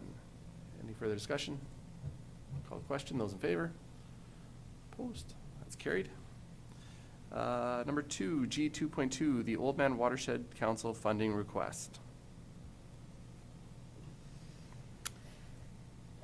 Yes, so the funding request was received from the Oldman Watershed Council in the amount of $4,959, which is approximately 49 cents per residence, and that is the recommendation that County Council approve the funding request from the Oldman Watershed in this amount based on the per residence calculation and to be funded from the council operating budget. Thank you, Haley. Is there any discussion on the Oldman Watershed Council funding request? Go ahead, John. Thank you, Mr. Chair. This is something that we've contributed to for a number of years, you know, it always begs the question is, you know, are we doing that just because, or is this a worthy cause? But, you know, the efforts are put in by the Oldman Watershed Council to, you know, maintain the quality of water and the health of the watershed within the region, I think is something that is very valuable and is continually needed. So therefore, I would like to move that County Council approve the funding request from the Oldman Watershed Council in the amount of $4,959, which is based on a rate of 49 cents per resident, to be funded from the council operating budget. Thank you very much, John. Is there any discussion? Not, I'll call the question. Those in favor? Those opposed? That is carried as well. And finally, G2.3, Bylaw 25-001, the Schedule of Fees Bylaw. Good morning, Mr. Chairman. Good morning, Kurt. Council. Bylaw 25-001 is an update to the Schedule of Fees for the Lethbridge County, effective January 1st, 2025. Rescinding previous Bylaw 24-006. So the proposed bylaw aligns the Municipal Government Act to ensure transparency, fairness, and cost recovery for various county services. So the Schedule of Fees bylaw was reviewed by each department to determine if the rates increase or if any rate increases were required to maintain current service levels and cover costs associated and to align with our neighboring municipalities. The adoption of Bylaw 25-001 introduces a revised Schedule of Fees, and the update aims to align counties' services with current operational costs, market trends, and regulatory standards. The key differences between the previous Bylaw 24-006 and Bylaw 25-001 are mostly the planning and development costs increased, as those were slight increases required to be able to offer those services to county residents. Things such as application fees, licenses, and permits. Additional updates from the previous bylaw include changes to wording in the fire services sections to just provide better clarity on emergency calls, false alarm calls, and calls for municipal mutual aid. There were no amendments to the Public Works, Agricultural Service Board, GIS, and administration sections of the bylaw.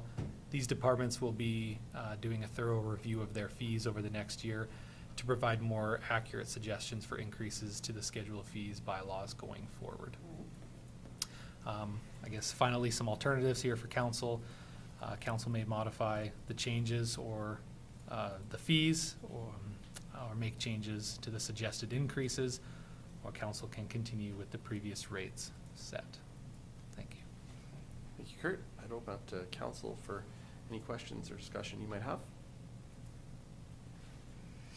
Go ahead, Klaus.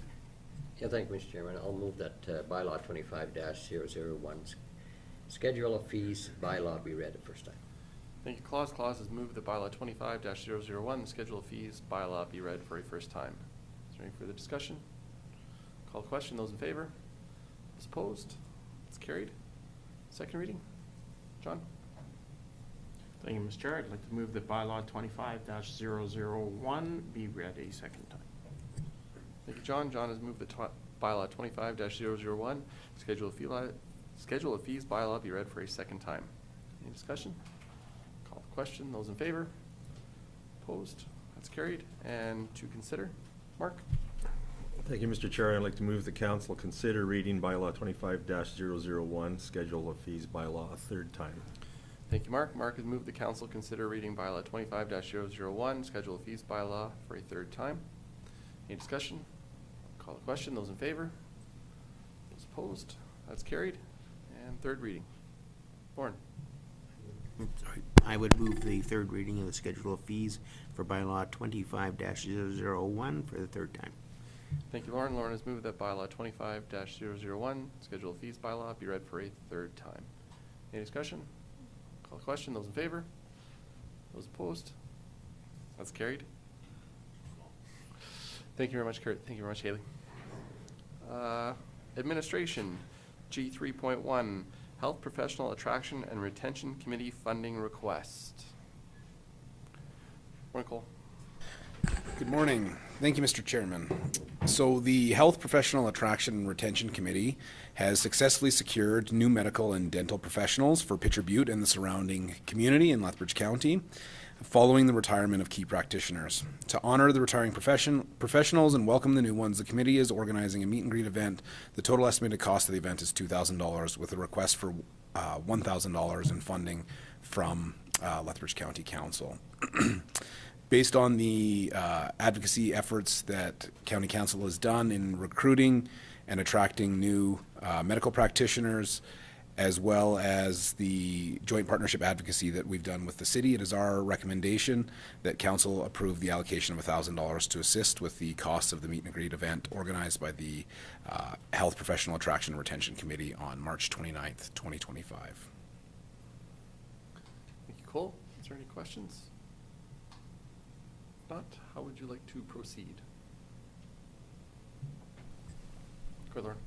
I would move the $1,000 request for the Health Professional Attractions and Retention Committee for the attraction of new physicians and a dentist. Thank you, Lauren. Is there any discussion? Go ahead, Lauren. So, and I will just say that the new doctor is taking bookings for his patients starting on the last week of January, and hopes to open his practice on the February the 3rd or the 4th. The second doctor has not completed the paperwork. Unsure right at the present time whether or not they will be able to get that person to do so or not. There is a considerable amount of red tape for them to go through, especially if they're coming from out of the country, to get to be a practicing physician in Alberta. Good call. Thank you, Mr. Chairman. My apologies. I should have included in the recommendation that the funds come from Council's donation reserve. So we include that in the motion. Okay, comfortable with that, Lauren? Okay. Okay, thank you very much, Lauren. Thank you for the work that I know you've put into in that. And yeah, I think it's a great opportunity. So if there's no further discussion, Lauren has moved the council approve the allocation of $1,000 from the council donation reserve. Does that sound right? Yeah. Of $1,000 to assist with the costs of the meet and greet event organized by the Health Professional Attraction and Retention Committee on March 29th, 2025. Further discussion? I'll call the question. Those in favor? Those opposed? That's carried. Thank you, Cole. Move down into our correspondence. Item H1. Before you, you have an invitation from the Southern Alberta Chinese Association inviting council to join in the Spring Festival celebration of the Year of the Snake. Details are attached. I don't know if they are attached. But yeah, every year the Southern Alberta Chinese Association holds this event, and they are kind enough to extend an invitation to council. So if there are any members of council wishing to attend, talk to Candace, or what would you like, Candace?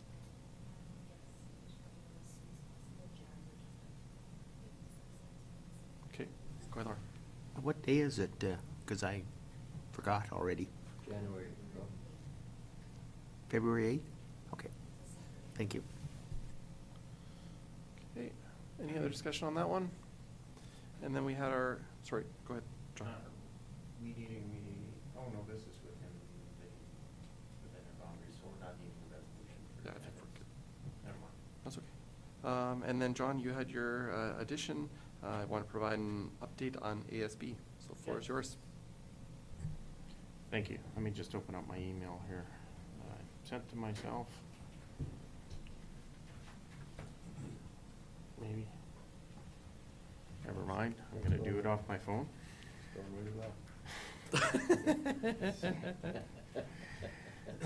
Thanks. Yeah, just because this is all fresh in our minds, the reason our meeting here is on Friday and not yesterday is a good number of us were traveling back from the annual ASB convention in Edmonton. And I just wanted to give everybody a bit of an update on some of the discussion points and some of the key things from the meeting that affect our region. First and foremost, the Alberta ASB Board has, in terms of advocacy, made a decision to try to have a more spearheaded effect and approach when it's coming to advocacy with the agricultural minister.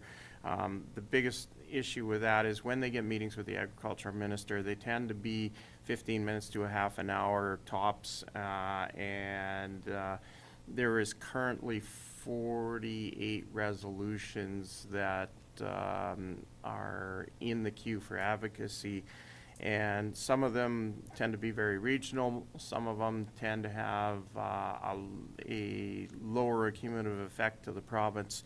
So they've narrowed it down to the top 3 for this year and what they're going to be talking about and looking for.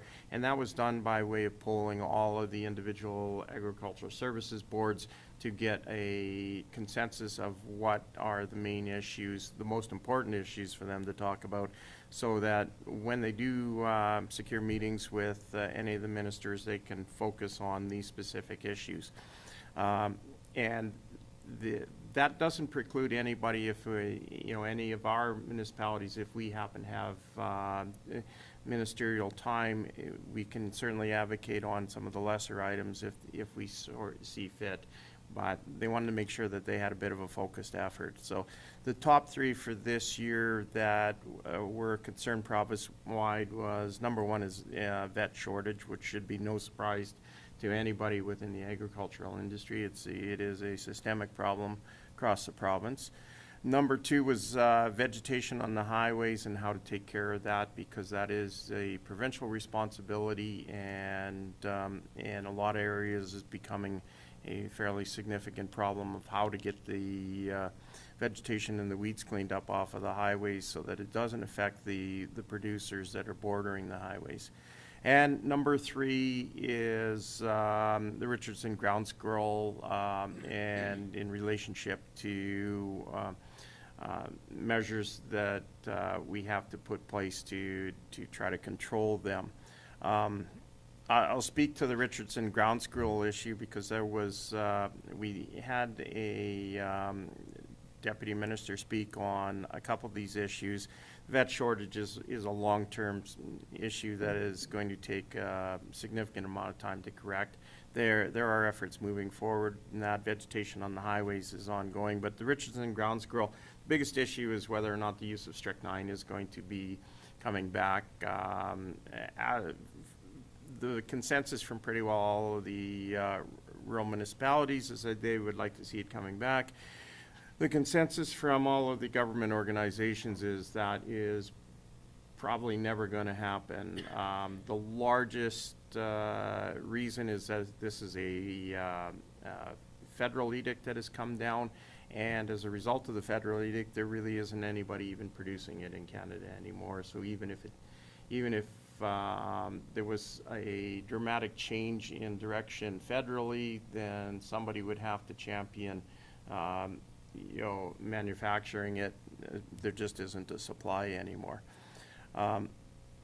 Overall, the ASB as an organization is trying to stay focused in making sure that we present grassroots solutions, meaning they want to be very active in talking with all levels of government to make sure that that policies come into place have been vetted at the local level, because it's their assertion, and mine as well, is that the best solutions come from the people that are dealing with the problems right at the bottom level. So, and I mean, overall, that would sum up the, on a high level, the information that was sent. There was a lot of very good speakers, and I would put it to Morris and Klaus if they have anything more to add about any of the speakers that they found, or whether there's any information that they felt I missed out that's pertinent. Oh, and, well, sorry, Lauren wasn't there, but Lauren was able to, yeah. Anything else? Morris? No, you go ahead. Questions? Thanks, John. Sorry, I apologize. I was looking ahead. We added it under I. Sorry, I apologize for springing that on you. That's why I wasn't prepared. I know. I laughed at the time, but I'm sorry. That was on me. That's fine. Item I are, thank you, John. County Council and committee updates. Why don't we start in Division 1 with Councillor Hickey. Lauren? Okay, thank you, Mr. Chair. On the 2nd of December, had the budget presentation. On the 4th, the Blue Sky Lodge Christmas Party, which is one of the Green Acres Foundation lodges. December the 5th was the Lethbridge County Council meeting. December the 6th was another Green Acres Foundation Christmas Party, and the 11th as well, and the 12th. 17th was a meeting with the town of Coaldale, our Christmas dinner with them. The 19th was County Council, and the 20th was the annual Christmas party for the county and long-term service recognition. I will say about the Green Acres Christmas events, they seem to be quite well attended, and it was kind of interesting to hear the differences that from one place to the next. And I have to tell you a funny little story. The one lady I sat beside at Black Rock Terrace, they had oysters Rockefeller and crab cakes as an appetizer, and she said to the other lady at the table, "What were those?" And she said they were oysters Rockefeller and crab cakes. And she says, "I don't eat oysters." "Well, you already have." It was kind of hilarious, actually, and cute. So thank you. Thanks, Lauren. Division 2, December 2nd, budget presentation. The 3rd, Team Lethbridge virtual meeting with Minister Brian Jean. That was a carryover from our Team Lethbridge mission to Edmonton. Minister Jean was traveling at the time, so we had a very short Zoom with him as he was called away for a vote. So thank you to Minister Jean for 2 or 3 minutes of his time. December 3rd, Committee of the Nominators meeting, Community Foundation of Lethbridge in southwestern Alberta. That's an annual obligation that the Reeve of the county participates in along with the mayor of the city of Lethbridge.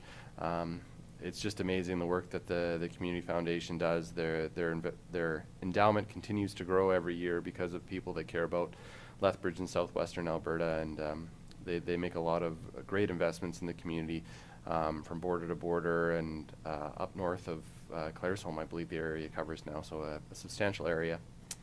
December 5th, the Lethbridge County Council meeting. The 6th, irrigation meeting, MD of Tabor, so that was Cole, myself, I believe Mark, members of the MD of Tabor Council, and then from Alberta Irrigation Districts Association, as well as the SMRID, met with members from SMRID and MLA Hunter, just to talk about the upcoming engagement sessions around water availability that were upcoming that MLA Hunter addressed earlier, just trying to provide MLA Hunter with some perspective from both the municipal and the perspective of the irrigation districts.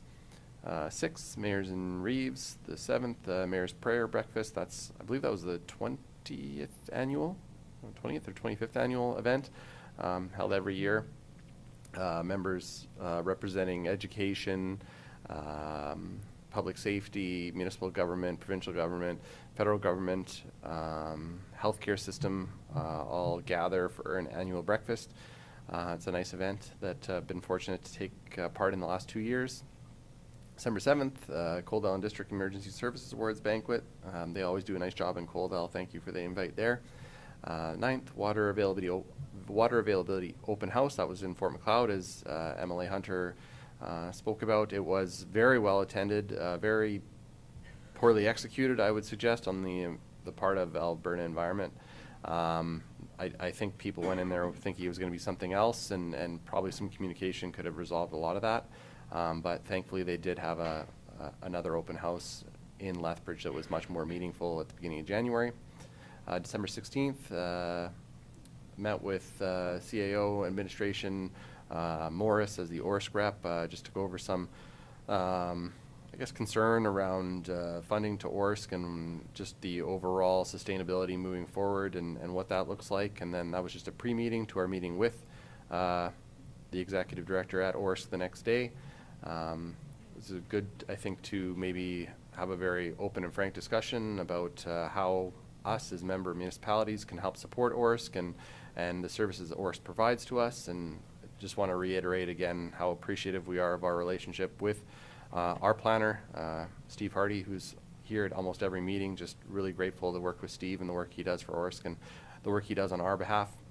The 17th, Council Christmas Dinner, Town of Coldell. 19th, County Council. 19th did year-end review media. Good or bad, the media presence in Lethbridge has dwindled substantially. I don't get a whole bunch of requests anymore, so it's always nice to talk about the county, so we do appreciate the requests that we do get. And the 20th, the annual County Christmas and Service Recognition event in Pitcher Butte. Division 3, Councillor Mark Sayers. Mark. December 2nd was our budget presentation. The 5th was the county council meeting, and the 6th, as Tori had said, met in the MD of Tabor to talk about the water. And SMRD was there. It was great information. I was really impressed with some of the things we heard. It was good to see that MLA Grant Hunter was there to hear some of this. I think it was helpful for him. The 7th was Coldell Emergency District Service Awards. That was a really good event. I thanked Clayton after. Had a good visit with him, and we were really welcomed and thanked him for inviting us every year. We look forward to coming to it. So it was a great event. 16th was our Regional Water Commission meeting. Our next one's in April, I think, which is our election. The 17th is Council Christmas Dinner with the Town of Coldell. So I was able to sit beside the Mayor, Van Ryn, and had a good visit with him at the long table. So suggested next year we do it with round tables so we can have a better visit. But it was a good event. It was good to get together and connect with not only the council but with their staff. The 19th was a council meeting, and then the 20th again was the annual County Christmas and Service Recognition event, which is always something I look forward to every year. So.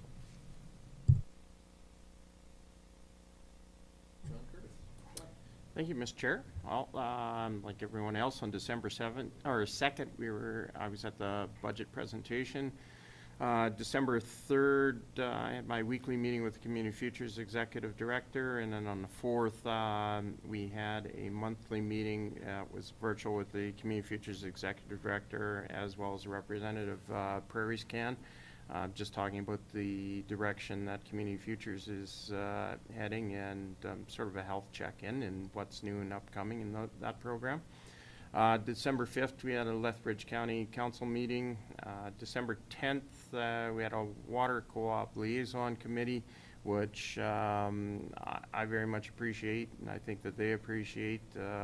We've made great strides in mending fences and cooperating and working together for solutions to the problems, and recognizing that that we're all working together for the same goal, which is expanding potable water for the region. And I think that meeting was very beneficial to everybody.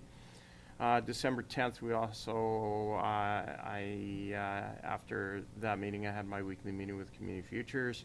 December 16th, we had a Regional Water Commission meeting. December 17th, I had a Regional Waste Commission meeting.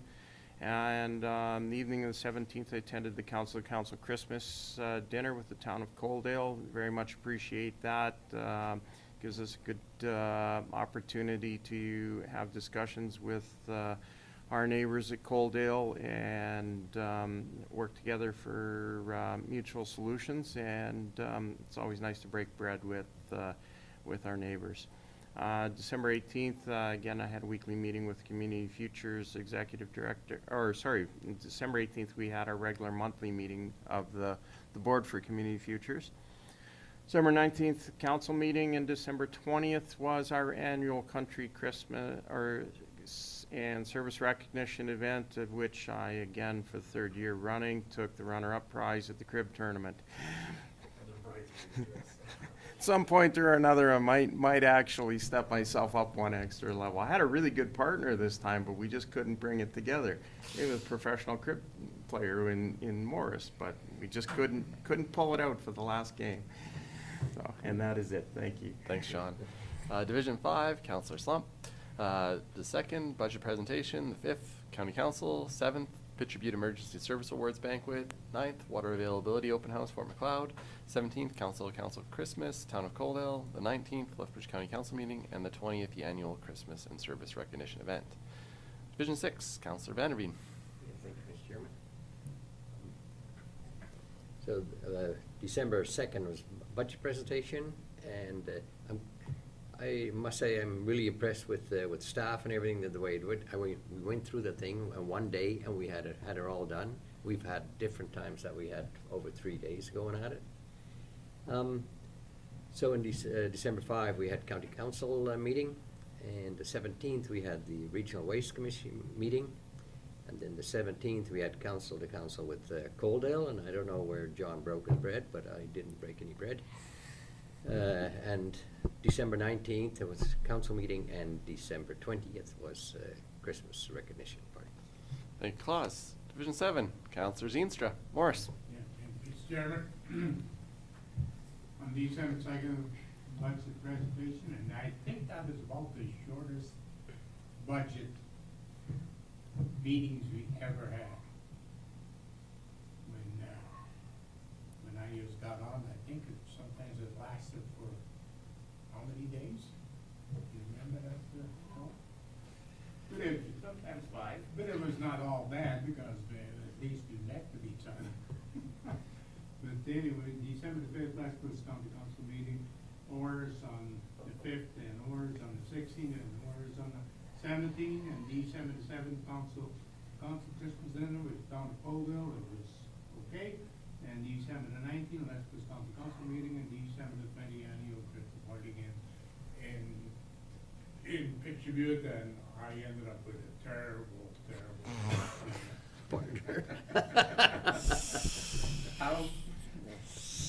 Thank you, Morris. I had one other piece of correspondence that I failed to add. I apologize. On the this Saturday, January 25th at 1 p.m., there is a State of the Region address happening at the Tabor Community Center Auditorium. This is hosted by the MD of Tabor. Hear from Reeve Mianega. She shares insights on the incredible achievements and progress in our region. She'll be joined by MLA Grant Hunter, Town of Tabor, Mayor Prokop, and Town of Coaldale Mayor Jack Van Ryan to discuss the strides they've made together. Everyone is open. This event is open to everyone. Can't wait to see you there. Again, that was Saturday, January 25th, 1 p.m. at the Community Center Auditorium in Tabor. So if you're free and available, that's tomorrow. And you can hear about our region from MLA Hunter, Reeve Mianega, Mayor Prokop, and Mayor Van Ryan. If there's nothing else, I believe that brings us to the end of our public agenda. And with that, I would entertain a motion to enter a closed session. We have 3 items, including our addition. Clause is moved to enter a closed session at 10 after 11 this morning. Any discussion? Call the question. Those in favor?